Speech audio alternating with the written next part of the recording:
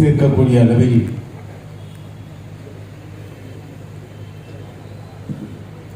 தமிழ் புலவன் கம்பருக்கு பெருமை சேர்க்கக்கூடிய அளவில் தாய் தமிழ் மொழியான தமிழ் மொழியின் இலக்கியத்தை மேம்படுத்துகின்ற வகையில் புதுக்கோட்டையில் நடைபெறுகின்ற கம்பன் கழகத்தினுடைய 50வது ஆண்டு பொன்விழாவில் வருகை தந்து நம்மை எல்லாம் வரவேற்புரை ஆற்றியிருக்கின்ற மரியாதைக்குரிய ஐயா ஈழரசன் நினைவு அறக்கட்டளையுடைய தலைவர் அருமை சகோதரர் ஈயர் தமிழ்வேந்தன் அவர்களே, இந்த ஒரு அருமையான நிகழ்வில் எழிலுரை ஆற்ற வருகை தந்திருக்கின்ற நற்றமிழ் நாயகர் தமிழ்நாடு அரசின் மருத்துவ மற்றும் ஊரக பணியுடைய இயக்குனர், தமிழ் இலக்கியத்தில் புலமை விளைத்த தமிழ் சான்றோராக விளங்குகின்ற ராமன் கொண்ட முதல் நட்பும் அதன் சிறப்பும் என்ற தலைப்பில் பேருரையாற்ற வருகை தந்திருக்கின்ற ஐயா டாக்டர் ஜெயராயமூர்த்தி அவர்களே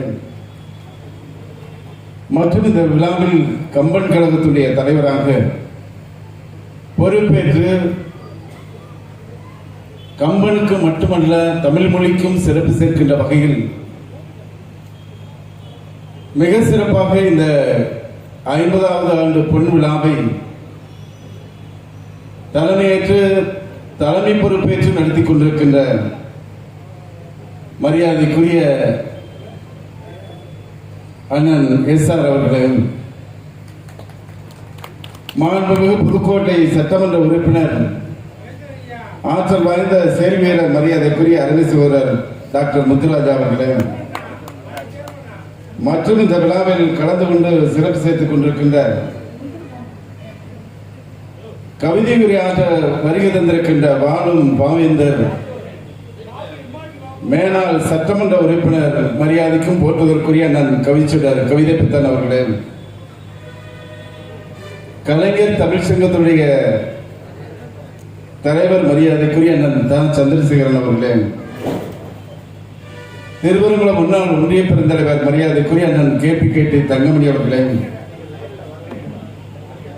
மாமன்ற உறுப்பினர் திரு சாத்தை அவர்களே, மின்னவான்குடி முன்னாள் ஊராட்சி மன்ற தலைவர் மரியாதைக்குரிய அருமை அண்ணன் அரு வடிவேல் அவர்களே, முன்னாள் உறுப்பினர் தொலைத்தொடர்புத்துறை உறுப்பினர் மரியாதைக்குரிய MM பால் அவர்களே, மாமன்ற உறுப்பினர் மரியாதைக்குரிய அருமை சகோதரர் ராசு சந்தோஷ் அவர்களே,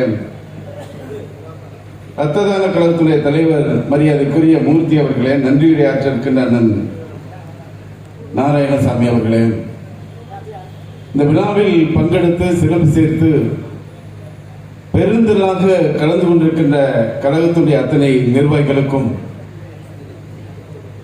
கம்பனையும் தமிழ் மொழியும் விவரித்து படிக்கின்ற இந்த விழாவில் பங்கெடுத்திருக்கின்ற புதுக்கோட்டை மண்ணை சார்ந்த பெரியவர்கள், நண்பர்கள், சகோதர சகோதரிகள், பத்திரிகை மற்றும் ஊடகத்துறை நண்பர்கள், உங்கள் அனைவருக்கும் எனது வணக்கத்தை அன்போடு தெரிவித்துக் கொள்கின்றேன். இந்த விழாவிற்கு எழிலுரையாற்ற வருகை தந்திருக்கின்ற ஐயா ஜெயராஜமூர்த்தி அவர்கள் முற்போக்கு சிந்தனையாளர், பட்டிமன்ற பேச்சாளர், பட்டிமன்ற நடுவர், ஆன்மீக இலக்கிய சொற்பொழிவாளர், அறிவிபோல் அத்தனை இலக்கியங்கள் அப்படியே அறிவி போல கொட்டக்கூடிய ஒரு மிகச்சிறந்த பேச்சாளர், நம்ம தமிழ் அறிஞர் என்று கூட சொல்லலாம் ஐயா ஜெயராஜமூர்த்தி அவர்கள். அவர் எழுதிய கவிதைகள் கவிஞர் வள்ளலார் பெரியார் சிந்தனைகள் ஆய்வு செய்தார். நேசம் விரும்பும் நெருப்பு பூக்கள், எனது அம்பார தூணில் இருந்து என்கின்ற இரு கவிதை நூல்களையும், புனித வள்ளலாரின் புரட்சி பாதை, வள்ளலாரும் பெரியாரும் வைகுண்ட வள்ளலார் ஓர் பார்வை மற்றும் குரல் வழியில் அருள் செல்வர் சிலப்பதிகாரம் அறம் என்ற உரைநடை நூல்களையும் எழுதியுள்ளார். முத்தமிழறிஞர் தலைவர் கலைஞர் அவர்களால் ஐயா ஜெயராஜமூர்த்தி அவர்களை வள்ளல் நேசன் என்று பாராட்டப்பட்டவர் என்பதை நான் மகிழ்ச்சியோடு இந்த விழாவில் தெரிவித்துக் கொண்டிருக்கிறேன்.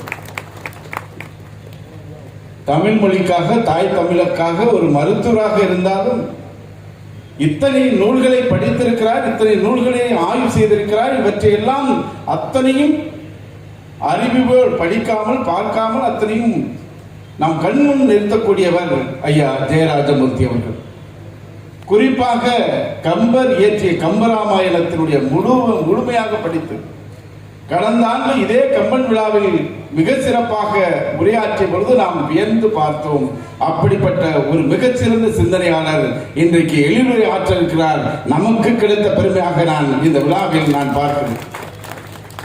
மரியாதைக்குரிய நமது மனிதநேய மாண்பாளர், ஏழை எளிய மக்களுக்காக உதவக்கூடியவர், திருப்படி செம்மல், இப்படி பல்வேறு அடையாளங்கள் பார்க்கின்ற அவர் கடந்த 4 நாட்களுக்கு முன்பாக அண்ணன் அவர்களை சந்தித்த பொழுது மாண்புமிகு தமிழ்நாடு முதலமைச்சருடைய கனவு திட்டமான தமிழ்நாடு முழுவதும் விளிம்பு நிலையில் அடித்தட்டு மக்களுடைய கோரிக்கைகள், தீர்க்கப்படாத கோரிக்கைகள் நிறைவேற்றுவதற்காக 1 லட்சம் தன்னார்வலர்களை தமிழ்நாடு முழுவதும் இல்லத்திற்கு அனுப்பி வைத்து அவர்கள் கோரிக்கை என்ன என்று கேட்டு அதை பதிவு செய்கின்ற உங்களுடன் ஸ்டாலின் என்ற முகாம்கள் எல்லா இடங்களும் தமிழ்நாடு முழுவதும் நடைபெற்றுக் கொண்டிருக்கிறது.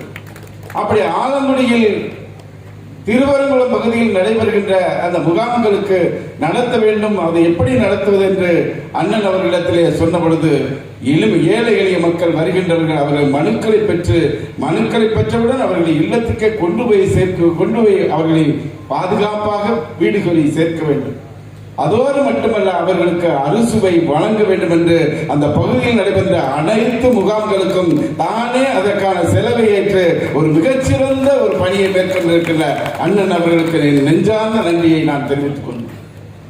மருத்துவ உதவியா, ஏதாவது தமக்கு ஏற்பட்ட பிரச்சனையை தீர்ப்பதற்கான ஏதாவது உதவியா, அந்த பகுதிகளில் இருக்கின்ற அனைத்து திருக்கோயிலின் திருப்பணியா, இவற்றையெல்லாம் இந்த மாமன்னர் கல்லூரிய முன்னாள் மாணவ தலைவர் என்று கடந்து இன்றைக்கு இந்த கம்பனுக்கு எடுக்கக்கூடிய விழா 10 நாள் விழாவையும் அவருடைய பல்வேறு பணிகளுக்கிடையே இங்கே முன்னின்று நடத்துகிறார் என்றால் ஒரு தமிழ் மொழிக்கும் தமிழ் புலவன் கம்பனுக்கும் சேர்க்கின்ற பெருமை, அதை நீங்கள் தொடர்ந்து செய்ய வேண்டும் என நான் உங்களை பணிவோடு கேட்டுக்கொள்கிறேன். ஐயா சம்பத்குமார் அவர்கள், அவரை பொறுத்த வரைக்கும் இந்த விழாவில் சரி எங்கே சந்தித்தாலும் 4-5 வரிகளில் யாரை பற்றி பேசினாலும் இன்றைக்கும் பதியக்கூடிய அளவில் இருக்கும். இந்த விழா மேடைக்கு வருகிறேன், வந்தவுடன் அவர் இங்கே இருப்பதாகவே நான் உணர்கிறேன். ஆலங்குடியிலே மரியாதைக்குரிய ஐயா KPK அவருடைய நினைவாக ஒரு ஆர்ச் அண்ணன் தங்கமணி அவர்கள் கட்டினார். அதிலே நாங்கள் 2 அமைச்சர்கள் கலந்து கொண்டோம். மாண்புமிகு தமிழக இயற்கை வளங்கள் துறை அமைச்சர் அண்ணன் ரகுபதி அவர்களும் அவர்களும் கலந்து கொண்டோம். அப்பொழுது நான் சம்பத்குமார் அவர்களை பற்றி பேச கூப்பிட்டோம். அவர் எல்லாவற்றையும் பேசிவிட்டு சொன்னார், பெருமையாக சொன்னார், இந்த ஆலங்குடி தொகுதியிலே 1000 கோடி ரூபாய்க்கு மேலான திட்டப்பணிகளை கொண்டு வந்து செயல்படுத்தியவர் என்று என்னை பாராட்டியது இன்றைக்கும் என் நினைவில் மீண்டும் மீண்டும் வந்து செல்கிறது என்பதை நான் தெரிவித்துக் கொள்கிறேன். அப்படிப்பட்டவர் 50 ஆண்டு கால இந்த பொன்விழா பணிகளை தொடர்ந்து பல ஆண்டுகள் முன்னெடுத்து செய்தவர், அதற்கான பணிகளை முன்னின்று நிறைவேற்றியவர். ஆனால் இன்றைக்கு 50வது ஆண்டு விழாவில் அவர் இல்லை என்றாலும் அவரிடத்தில் மனிதநேய மாண்பாளன் SR அவர்கள் முன்னின்று தொடர்ந்து அவர் இல்லாவிட்டாலும் இந்த பணியை செய்வேன் என்று அவர் முன்னின்று நடத்துகின்ற அதை பார்க்கின்ற பொழுது மிகவும் மகிழ்ச்சியாக. எதற்காக இந்த கம்பனுக்கு பெருவிழா, எதற்காக இந்த விழாவை நாம் எடுத்துக்கொண்டிருக்கிறோம் என்று மேலோட்டமாக பார்த்தார். கம்பன் வாழ்ந்த காலம் 1150, கிட்டத்தட்ட 11ஆம் நூற்றாண்டு காலத்தில் வாழ்ந்த ஒரு புலவனை பற்றி இன்றைக்கு 50 ஆண்டுகால விழா எடுத்து 10 நாட்கள் புதுக்கோட்டை மண்ணில் அவருடைய பெருமையை பேசுகிறோம் என்றால், கம்பன் பிறந்த மண் மயிலாடுதுறை மாவட்டம். இங்க இருக்கின்ற ஐயா ஜெயராஜமூர்த்தி அவருடைய பிறந்த மாவட்டம் மயிலாடுதுறை மாவட்டம்.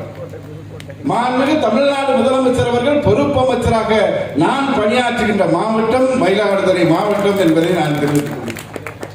இப்படியெல்லாம் கம்பன் விழாவுக்கு வந்ததன் அடிப்படையில் 10 நாள் விழா எடுக்கிறார்களே. மயிலாடுதுறை மாவட்டம் குத்தாலத்தில் அருகில் இருக்கின்ற தேரெழுந்தூர் என்ற கிராமத்தில் தானே கம்பர் பிறந்தார் என்று நான் அந்த கிராமத்திற்கே நேரடியாக சென்றேன்.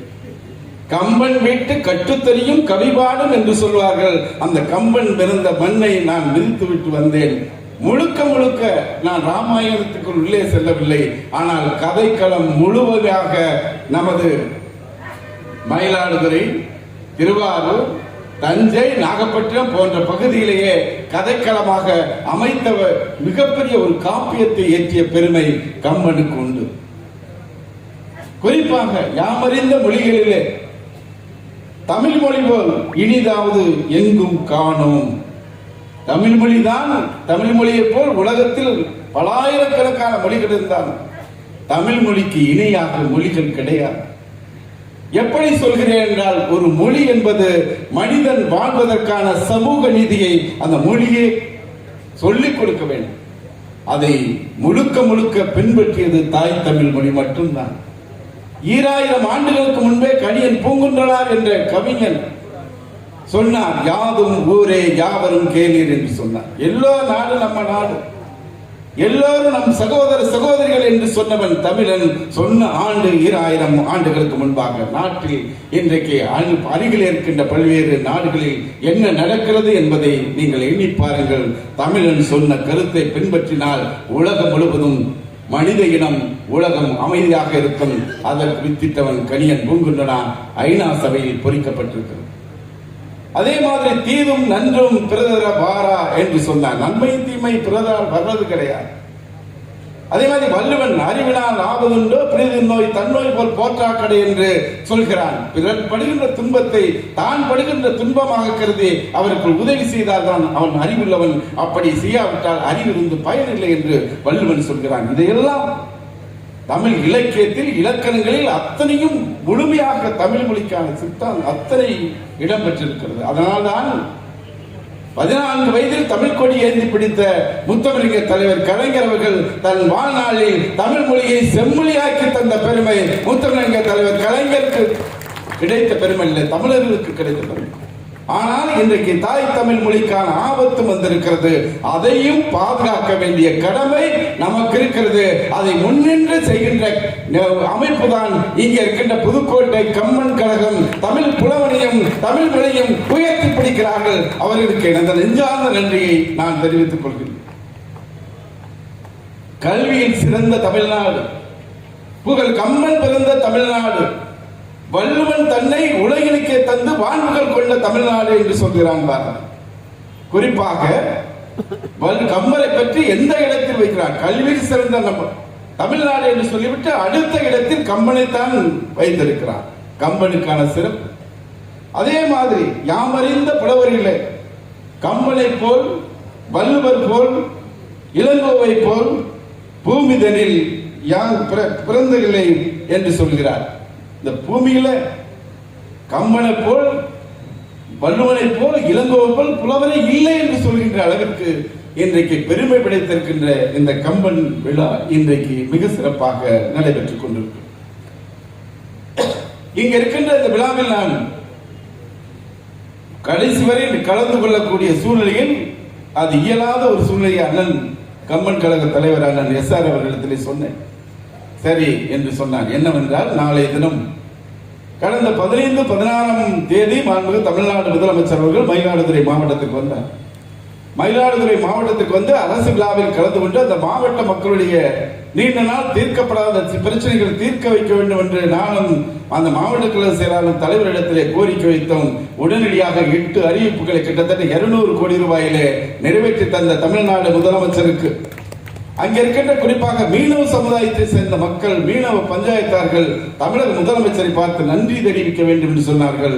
நாளை காலை 10 மணிக்கு தமிழக முதலமைச்சர் அதற்கான காலத்தை தந்திருக்கிறார். அதற்காக செல்ல வேண்டிய நிலையில் நான் உங்களிடத்திலே நிற்கின்றேன் என்பதை தெரிவித்துக் கொண்டு, ஒவ்வொரு தமிழனும் தாய்மொழி தமிழை உயர்த்தி பிடிக்கின்ற கடமை, தாய் தமிழ் மொழியை இன்றைக்கு உலகில் இருக்கின்ற பல்வேறு மொழிகள் தங்களுடைய அடையாளங்களை இழந்திருக்கின்ற சூழல், ஏன் இந்தியாவிலே பல மாநிலங்கள் தங்கள் தாய்மொழியை இழந்திருக்கின்ற சூழ்நிலையில் அவர்களுக்கான மொழிக்கான அடையாளமே இல்லாத சூழ்நிலையில் இன்றைக்கு நாம் தாய் தமிழ் மொழியை இன்றைக்கு எந்த கலப்பில்லாமல் நாம் பேசுகிறோம், அத்தனையும் இன்றைக்கு பாதுகாத்திருக்கிறோம் என்றால் 1938 தொடங்கிய பயணம் இன்று வரைக்கும் போராட்ட களத்தில் தமிழர்கள் மொழியை காப்பதில் முன்னணியில் இருக்கின்றவர்கள் தமிழர்கள் மட்டுமே.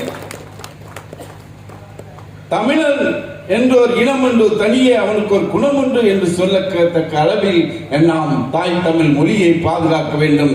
அதற்கான விழாவாக இன்றைக்கு புதுக்கோட்டை மண்ணை ஒட்டுமொத்தமாக இந்த 50வது ஆண்டு விழாவை மிக சிறப்பாக நடத்தி கொண்டிருக்கின்ற கம்பன் கழகத்துடைய தலைவர் அண்ணன் SR அவர்களுக்கும், அதன் நிர்வாகிகள், செயலாளர் பாரதி உள்ளிட்ட அத்தனை நிர்வாகிகளுக்கும் எனது நன்றியை கூறி நிறைவு செய்கிறேன். நன்றி, வணக்கம்.